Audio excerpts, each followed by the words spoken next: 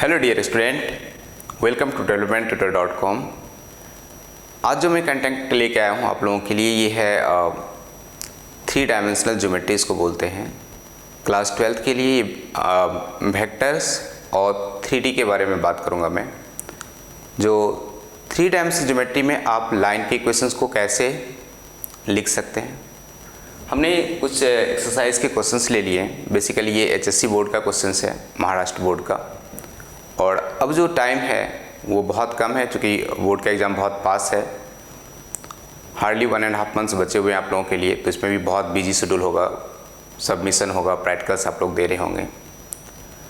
लेकिन थोड़ा एनालिसिस करने में इसमें बच्चों को प्रॉब्लम होता है, तो मैं सोचा कि आप लोगों के लिए थोड़ा ये एनालाइज कर लूँ, सो दैट कि आप क्वेश्चन जब आपके सामने आएंगे तो आप इसको ईजिली कर पाएंगे। बहुत ईजी वे में आप इसको ट्रैक कर सकते हैं और आप आंसर्स लिख सकते हैं इसके। तो ये जो 3 डायमेंशन ज्योमेट्री है, ये बेसिकली हम तो ऑलरेडी 2D क्लास 11th में पढ़े थे, जिसमें कि सिर्फ x और y एक्सिस के बारे में दिया हुआ था। लेकिन यहाँ पे क्या है, तो यहाँ पे एक और z एक्सिस आ गया और उसके साथ मुझे बोला गया है इक्वेशन ऑफ लाइन लिखिए।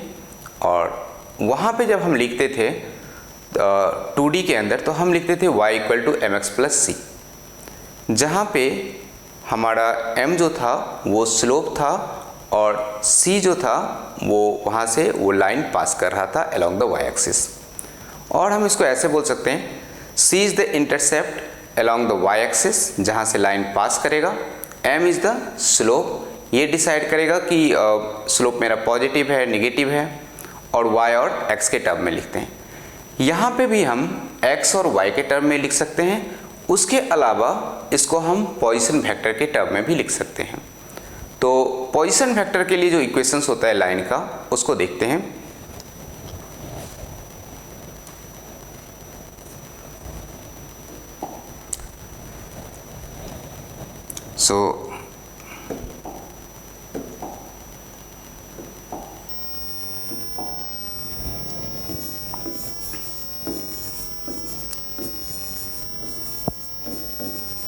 This is 3 dimension geometry।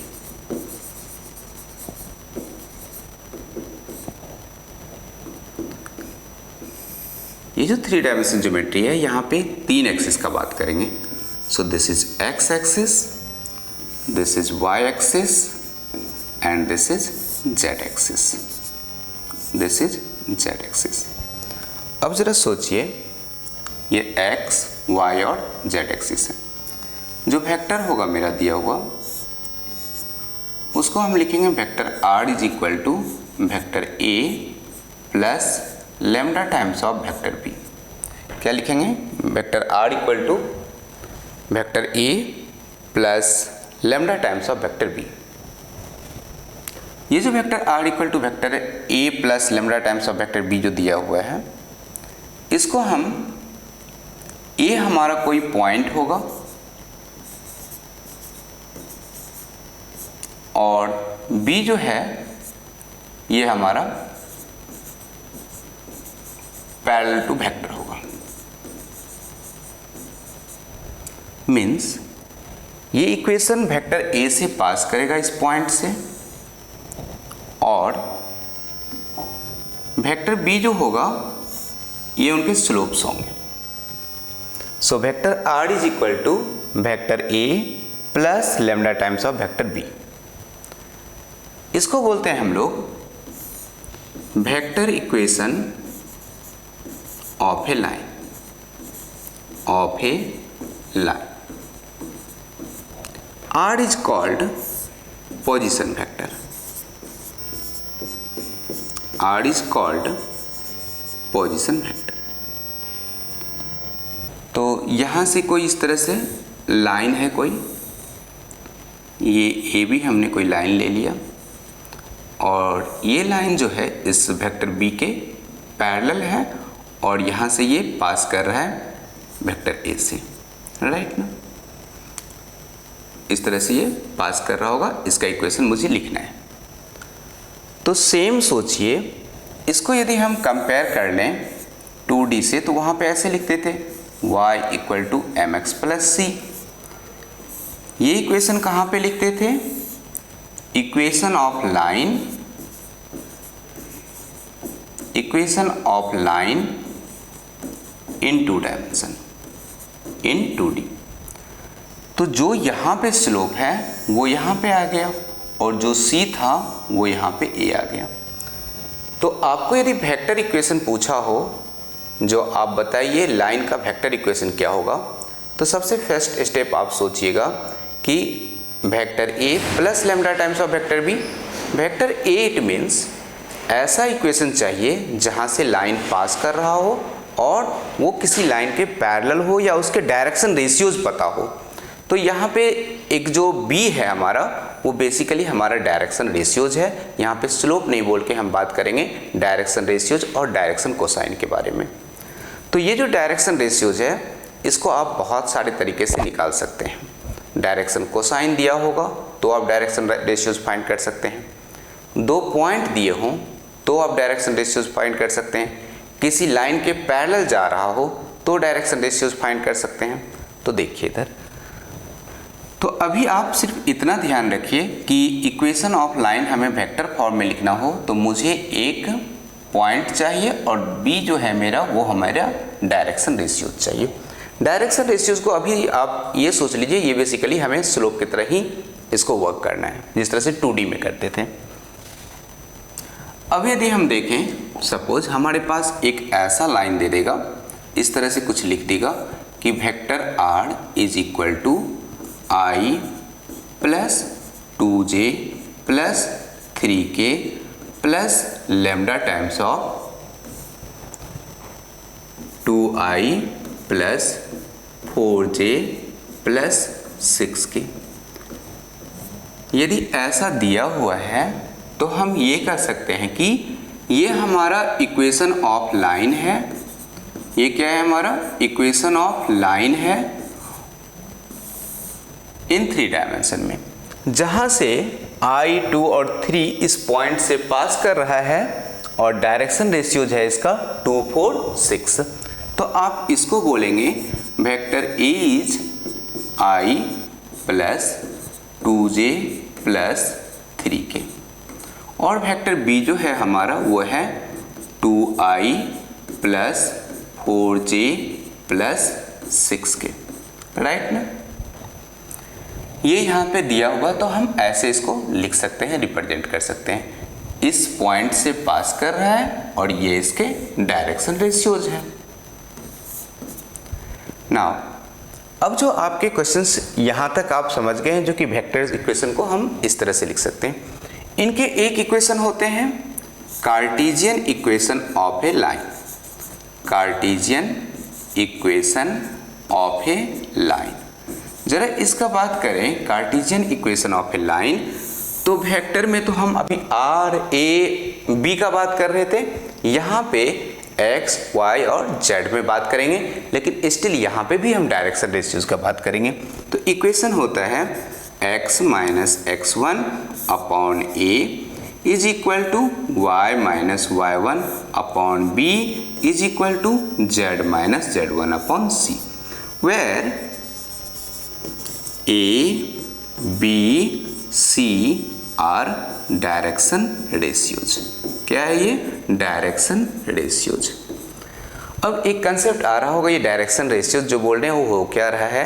तो अभी आप फिलहाल ये याद रखिए, जो जस्ट स्लोप के तरह ही इसको ट्रीट करिए, वही मेरा डायरेक्शन रेशियोज है। अब स्लोप कैसे निकालेंगे, डायरेक्शन रेशियोज कैसे निकालेंगे, ये देखिए किस तरह से प्रॉब्लम में आएगा। तो जरा फर्स्ट हमने कुछ सम्स ले लिए हैं ऑलरेडी। जरा देखिए इस सम को, find the vector equation of the line passing through the point having position vector minus 2i plus j plus k and parallel to the vector this 4i minus j plus 2k। यदि किसी vector के parallel बोला है तो इसका मतलब उसका direction ratios वही है जो वेक्टर जिसके पैरेलल वो है। तो यदि फर्स्ट क्वेश्चन का आंसर हम लिखना चाहेंगे तो यहाँ पे बहुत इजी लिख सकते हैं, कुछ करने की ज़रूरत ही नहीं है इसमें। इसलिए ज़रूरत नहीं है कि देखिए ये vector R is equal to vector A plus lambda times of vector B, vector A plus lambda times of vector B. और यदि इसको लिखेंगे तो वेक्टर ए क्या है मेरा, यहां से ही पास कर रहा है, तो इसको लिख देंगे -2i plus J plus K plus lambda times of vector B कितना है, तो 4i minus J plus 2k। ये आंसर हो गया। इसको मैं थोड़ा सा छोटा कर लेता हूँ सो दैट कि इजीली दिखाई पड़े। 1 सेकेंड।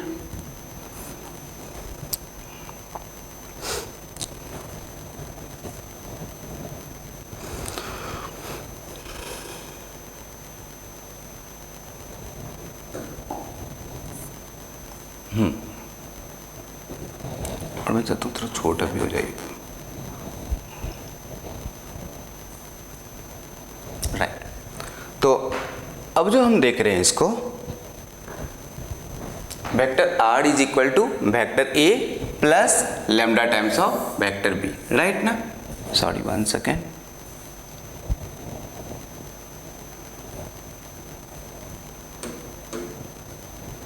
सेकेंड यदि हम देखें, 1 सेकेंड,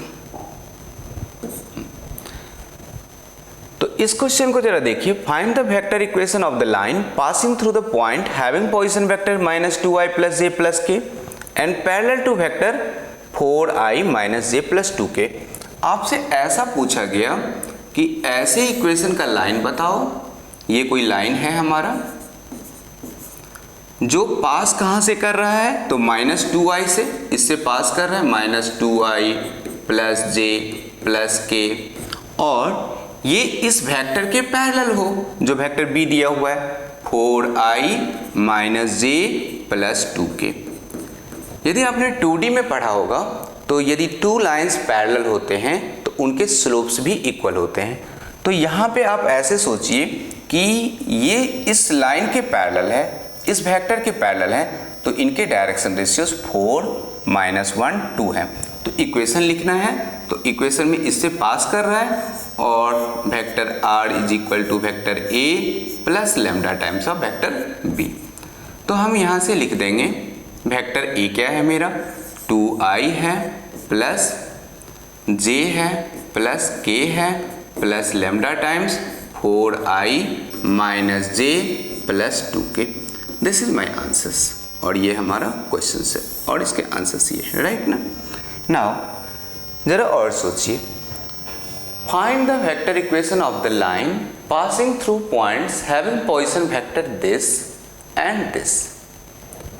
कह रहे कि find the vector equation of the line passing through points having position vector this and this. इसका सेंस ये ऐसा कुछ कह रहा है कि ये मेरा कोई इस तरह से पोजीशंस वेक्टर, यहाँ पे कोई a होगा और यहाँ पे कोई b होगा, राइट ना। इन दोनों से ये लाइन इस तरह से पास कर रहा है, तो ये लाइन 2 पॉइंट से पास कर रहे हैं, और हमें जो पॉइंट दिया गया है वो पॉइंट हमें दिया गया है 3i plus 4j minus 7k and 6i minus j plus k। तो हम इस पॉइंट को लिख देते हैं। 3i plus 4j minus 7k है, तो लिख देते हैं यहाँ पे 3i minus 7j plus 4k। और दूसरा पॉइंट जो दिया हुआ है वो दिया हुआ है 6i minus j plus k, 6i minus 7j plus k।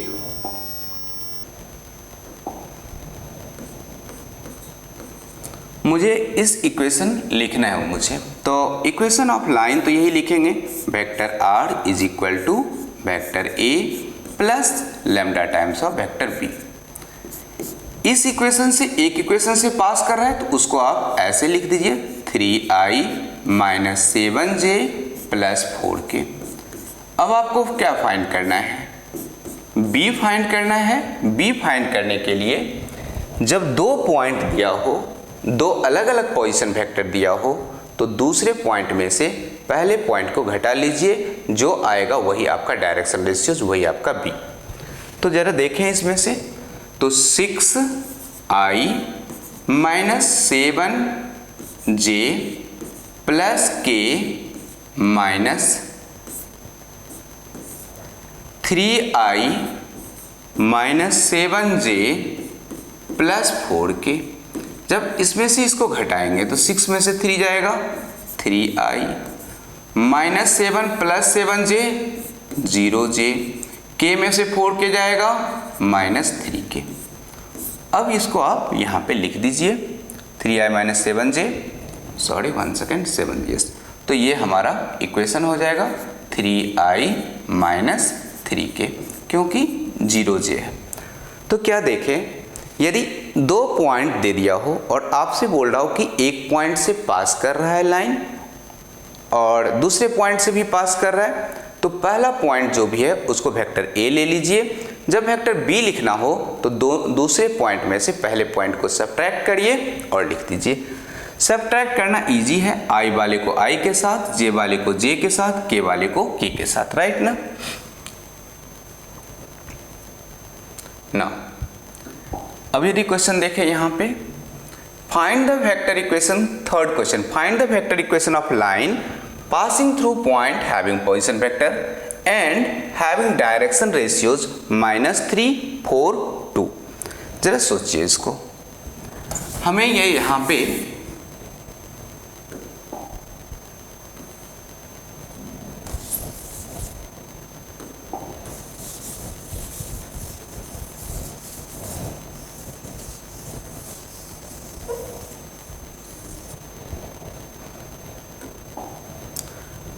Vector a दे दिया है और कितना दिया है वेक्टर a मेरा, तो 5i plus 4j minus 7k दिया हुआ, राइट ना। 5i plus 4j plus 3k। इसके साथ हमें डायरेक्शन रेशियोज दिया गया है, तो डायरेक्शन रेशियोज लिख लेते हैं -3, 4, 2। अब बताइए जरा, आपको एक पॉइंट दिया हुआ है जहां से लाइन पास कर रहा है और एक डायरेक्शन रेशियोज दिया हुआ है, तो डायरेक्शन रेशियोज के बारे में हम वेक्टर b बोलेंगे और जहां से पास कर रहा है पॉइंट उसको वेक्टर a बोलेंगे। इक्वेशन लाइन का लिख रहे हैं और वेक्टर फॉर्म में लिखना है, तो क्या करेंगे, vector r is equal to vector a plus lambda times of vector b। Vector a तो दिया हुआ है कितना, 5i plus 4j plus 3k plus lambda times, तो लैम्डा लगा देते हैं और क्या लिख लेंगे, इनके डायरेक्शन रेशियोज i, j और k के साथ। हो गया आंसर्स, यही हमारा आंसर है। चलते हैं नेक्स्ट क्वेश्चन को। क्वेश्चन नंबर 4 देखिए, find the vector equation of the line passing through the point having position vector is this and perpendicular to vector this. कह रहे कि एक पॉइंट से तो पास कर रहा है लेकिन साथ में 2 और पॉइंट दे दिए हैं जो लाइन है उन दोनों पॉइंट के परपेंडिकुलर है। इसका मतलब ये कह रहा है, ये जो परपेंडिकुलर टू वेक्टर्स, इस वेक्टर और इस वेक्टर का परपेंडिकुलर। तो जरा सोचिए, वेक्टर a और वेक्टर b, वेक्टर a का भी परपेंडिकुलर हो, वेक्टर b का भी परपेंडिकुलर हो, ये तब हो सकते हैं जब इसका क्रॉस प्रोडक्ट लिया जाएगा, और जो क्रॉस प्रोडक्ट आएगा वही मेरा डायरेक्शन रेशियोज हो जाएगा इस फोर्थ का, क्योंकि उन्होंने बोला है find the vector equation of the line passing through the point having position vector is this and perpendicular two vectors. जो इनके डायरेक्शन रेशियोज हैं इनके परपेंडिकुलर्स हैं, मीन्स इनका जो परपेंडिकुलर आएगा वेक्टर्स उनके ये पैरेलल होंगे लाइंस।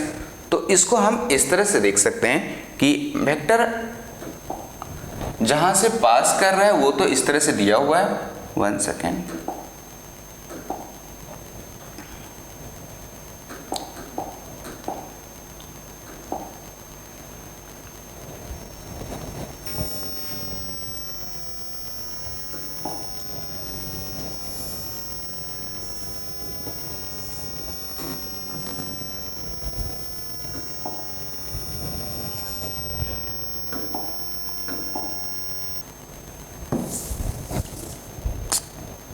one second.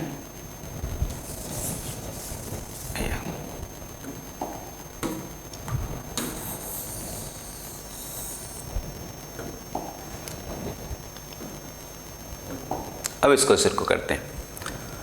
कह रहे कि find the vector equation of the line passing through the point having position vector i plus 2j plus 3k। तो वेक्टर ए ऑलरेडी मुझे दिया गया है, क्या दिया हुआ है, तो i plus 2j plus 3k।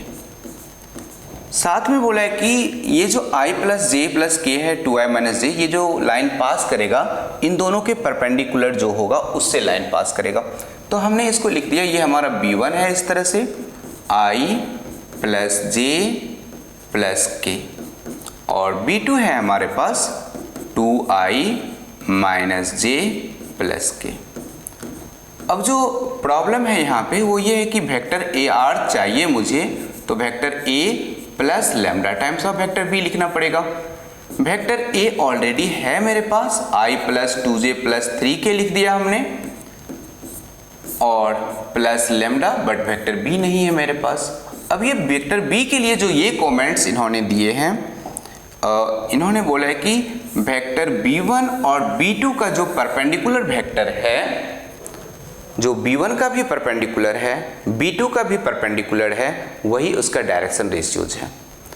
अब b1 और b2, यदि ये हमारा b1 है और ये हमारा b2 है, इनका यदि हम क्रॉस प्रोडक्ट लेंगे तो क्या होगा, b1 क्रॉस b2, ये राइट हैंड थंब क्या होगा, अपवर्ड डायरेक्शन में होगा या डाउनवर्ड डायरेक्शन में होगा, राइट ना, डिपेंड अपॉन क्लॉकवाइज और एंटी क्लॉकवाइज। लेकिन इतना तो जरूर है ना, जो भी क्रॉस प्रोडक्ट आएगा वो b1 के भी परपेंडिकुलर और वो b2 के भी परपेंडिकुलर, राइट ना। आप यदि फोर्स देखते होंगे और मैग्नेटिक फोर्स का बात करेंगे तो Q V क्रॉस B करते हैं, तो जो फोर्स आता है वो V का भी परपेंडिकुलर होता है और B का भी परपेंडिकुलर होता है, राइट ना। उसी तरह से यहाँ पे जो B1 क्रॉस B2 जो होगा वो क्या होगा, परपेंडिकुलर टू B1 होगा और परपेंडिकुलर टू B2 होगा। तो हम यहाँ पे लिख लेते हैं vector B1 cross B2 is perpendicular to B1 and B1 cross B2 is perpendicular to B2, right ना। तो मुझे इसका क्रॉस प्रोडक्ट चाहिए, और वो क्रॉस प्रोडक्ट लेने के लिए हम क्या करेंगे, तो B1 क्रॉस B2 लिख देंगे। क्रॉस प्रोडक्ट देखिए कैसे निकालते हैं, इजी है। i j के आप ऊपर लिख लीजिए, i j और k लिख लीजिए, नीचे उसके कोफिशिएंट को लिखिए, 1 1 1 है तो 1 1 1 लिख लीजिए, 2 है, -1 है और 1 है, इसको लिख दिए। अब आपको इसका क्रॉस प्रोडक्ट निकालना है, तो i1 लिखिए, i1 के वर्टिकल और हॉरिजॉन्टल को बंद कर लीजिए, मीन्स i1 के जो नीचे है और i1 के जो सामने है उसको आप बंद कर लीजिए। अब दिख क्या रहा है एलिमेंट्स, तो 1 1 -1 1, तो यहाँ पे लिख लीजिए 1 1 -1 1, फिर -j लिख लीजिए, ये अल्टरनेट चलेगा, प्लस माइनस प्लस, तो फिर j को वर्टिकल और हॉरिजॉन्टल बंद करिए, 1 1 2 1, प्लस के इसको और इसको बंद करिए, 1 1 2 -1। अब ये जो आंसर्स आएंगे ऐसे होंगे, इन दोनों को पहले मल्टीप्लाई, तो 1 × 1 1, और इनको माइनस के साथ ऑलरेडी माइनस है तो कितना हो जाएगा ये 2 -j, 1 -2 -1 प्लस के -1 -2। अब ये हो रहा है मेरा 2i plus j -3k, right ना, 2i प्लस j -3k। ये इजी है, सिर्फ क्रॉस मल्टीप्लाई करिए 1 और 1 को, फिर एक माइनस साइन लगाइए, फिर -1, इस तरह से मल्टीप्लाई करते हैं, 1 × 1 -1 और माइनस के साथ है तो ऐसे किए, 1 -+1 तो 2 आ गया। सेम यहाँ पे 1 -2 -1 और -1 -2 -3। इसको अब जो ये क्रॉस प्रोडक्ट आ रहा है यही मेरा वेक्टर b है, तो आपको इस तरह से लिखना है, i plus 2j plus 3k plus lambda times of vector b। तो वेक्टर b कितना है हमारा, 2i है प्लस j है -3k है, राइट ना। यही हमारा आंसर्स। तो जब आपको ऐसा बोला हो कि एक पॉइंट से पास कर रहा है और उनके डायरेक्शन रेशियोज जो हैं दो वेक्टर के परपेंडिकुलर हैं, तो B1 और B2 के परपेंडिकुलर निकालने के लिए आपको B1 क्रॉस B2 करना पड़ेगा। तो जब आपके एग्जाम में ये सम आएंगे तो बहुत ईजिली आप कर पाएंगे। और आपको अभी तक जो ध्यान रखना है वो हमने सिर्फ इतना ही अभी सीखा है कि यदि वेक्टर इक्वेशन पूछ रहा है तो vector A plus lambda times of vector B, और सेकेंड फॉर्मूला हमने पढ़ा है कार्टेशियन इक्वेशन का x minus x1 upon A equal to y minus y1 upon B equal to z minus z1 upon C। A B C direction ratios है, vector R equal to vector A plus lambda times of B, A जहाँ से जिस point से वो पास कर रहा है line जो दिया हुआ है, और B जो है वो हमारा डायरेक्शन रेशियोज है, राइट। चलिए नेक्स्ट सम देखते हैं इसके बेस्ट।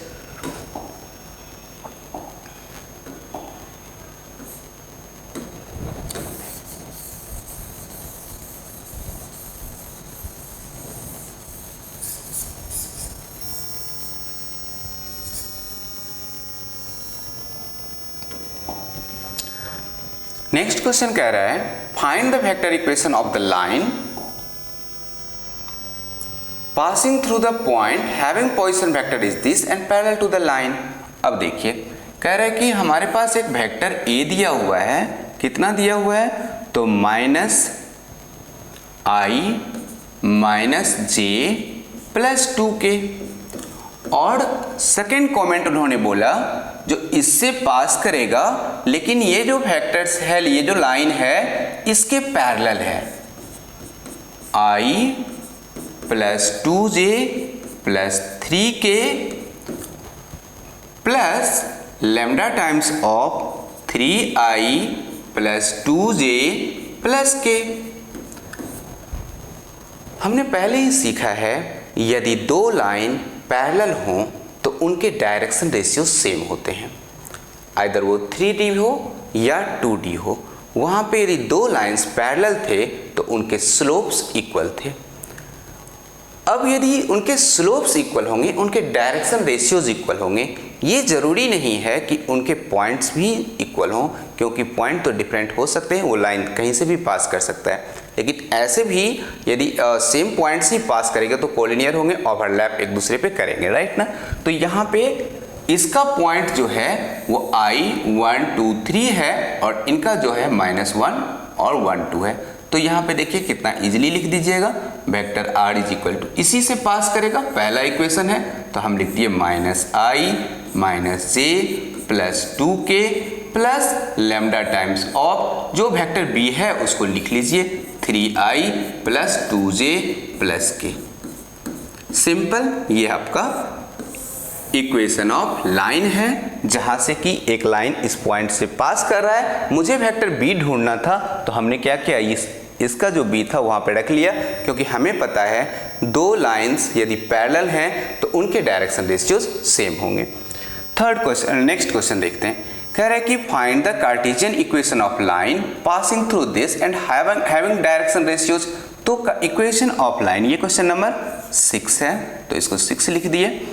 अब इस क्वेश्चन में देखते हैं कि पास कर रहा है -1 2 1 and direction ratio. So cartesian equation of line, cartesian equation of line क्या होता है? कार्टेशियन इक्वेशन ऑफ लाइन तो x minus x1 upon a is equal to y minus y1 upon b is equal to z minus z1 upon c। x1 y1 z1 वो point है जहां से line पास कर रहा है। तो इस इक्वेशन में यदि देखेंगे तो क्या लिखा है इन्होंने, जो Cartesian equation of line passing through this point -1 2 1। अब ध्यान रखिएगा माइनस के साथ है तो उसको प्लस बदल के, ए वो है हमारा जो डायरेक्शन रेशियोज है, ABC डायरेक्शन रेशियोज, प्लस के साथ है तो माइनस के साथ ले लीजिए, divide by direction ratio 3 is equal to z1 क्या है मेरा 1 तो माइनस के साथ ले लीजिए, और c क्या है मेरा 1। यही आपका इक्वेशन ऑफ लाइन है। जब आपको 3 पॉइंट दिए हुए थे उससे पास कर रहा था और आपको डायरेक्शन रेशियोज दिया हुआ था ए बी सी करके। नेक्स्ट क्वेश्चन देखें, फाइंड द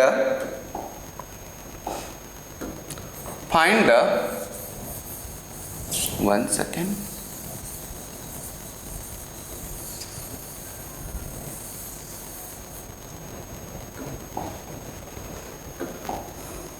क्वेश्चन कह रहा है find the cartesian equation of the line passing through 2 2 1 and 1 3 0।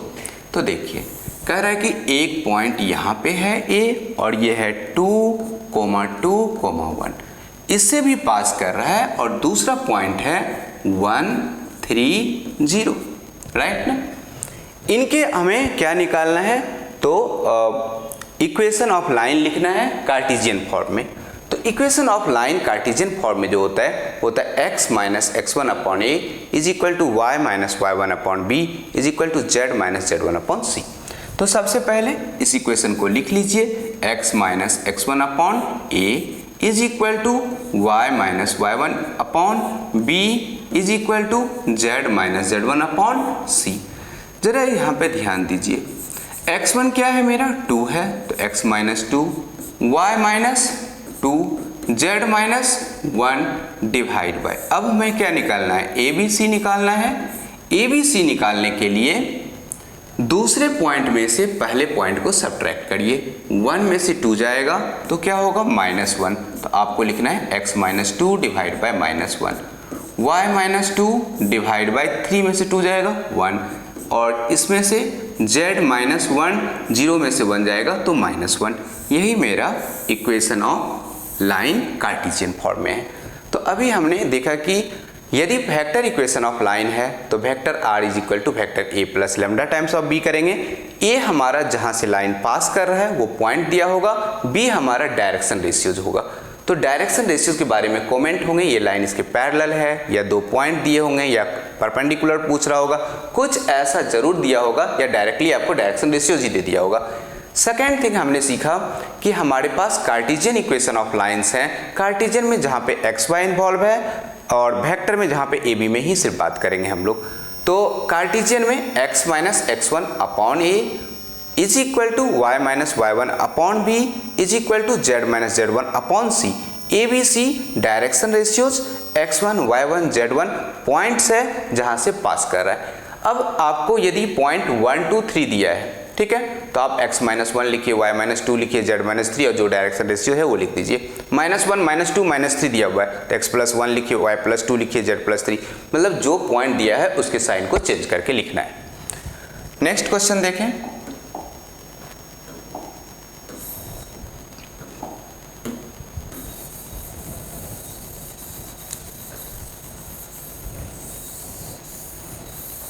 तो नेक्स्ट क्वेश्चन में देखते हैं कि हमें दिया गया है ए बी सी, 3 पॉइंट दिया है, find the cartesian equation of the line a b and so that a b c are collinear.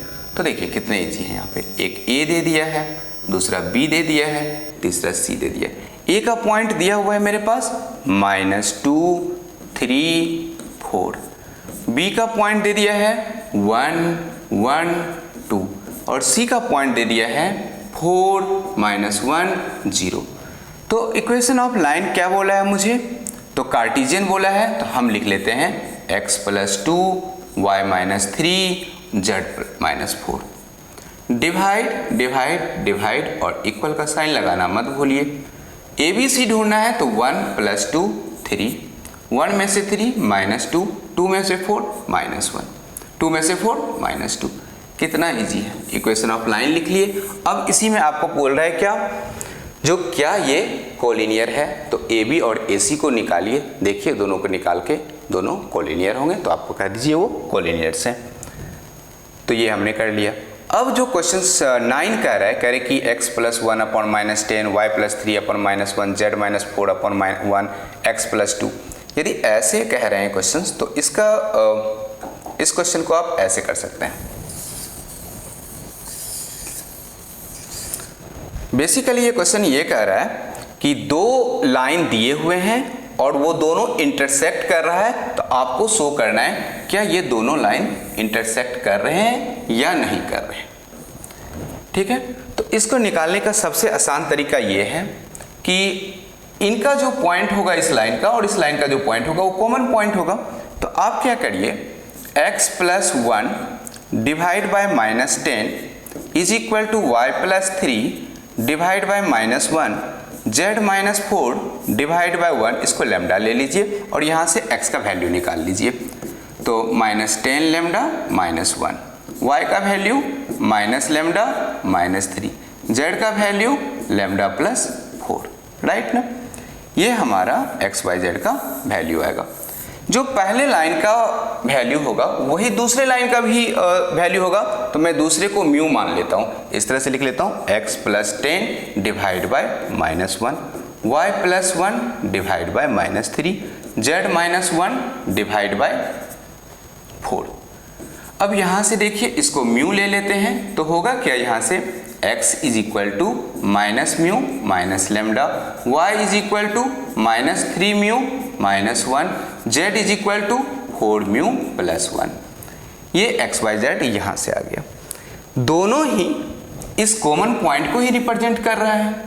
इसका मतलब है जो लेमडा और म्यू जो होगा वो कोई आर्बिट्रेरी कांस्टेंट होगा और इसका वैल्यू कैसे डिटरमाइन करेंगे। यदि इनका वैल्यू हम 0 दिखा दें, इनके डिटर्मिनेंट का वैल्यू को, तो मैं इस तरह से लिख सकता हूँ इसको कि